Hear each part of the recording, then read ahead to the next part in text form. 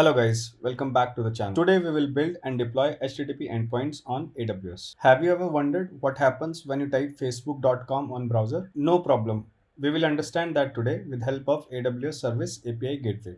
Let's understand with this example. A user goes to internet and types facebook.com. What happens then? When a user types facebook.com, eventually the request will reach API gateway and the API gateway will trigger the AWS Lambda service. Lambda will return a response to the API gateway and API gateway will respond back to the user with a hello from Lambda. This is what happens when you type in facebook.com on a high level. Let's understand this with a hands-on. We are at our home screen and I'll click on API gateway. Amazon API Gateway helps you create, maintain, and secure APIs at any scale. We can create a HTTP API. We can create a WebSocket API for chat applications. We can create a REST API or a private REST API. For our demo, I'll choose REST API and I'll click this Build button. We can choose REST or WebSocket protocol. I'll go with REST and I'll click on New API and I'll name the API as Facebook. I'll leave the description as blank and keep the endpoint as regional and click on the Create API button. API is created now. Now I have to create a HTTP method to get, delete, update or create the data. For our demo, I'll go with any and I'll click here. Next, I will integrate Lambda function with this API. So I'll click on Lambda function here. Keep Lambda proxy integration as default and our Lambda region is in AP Southeast 1 and I will choose Lambda function name as my first function.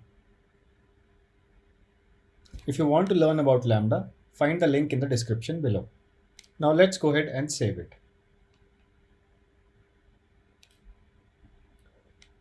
Lambda function has been integrated now.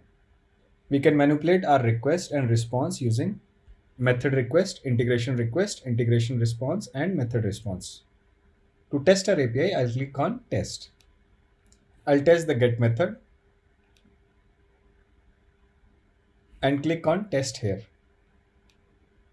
API executed successfully and it returned a hello from Lambda in 246 milliseconds. Now to make it accessible to all the users in the world, I have to deploy it. To deploy, I'll click on actions here and choose deploy API. I'll create a new deployment stage as test.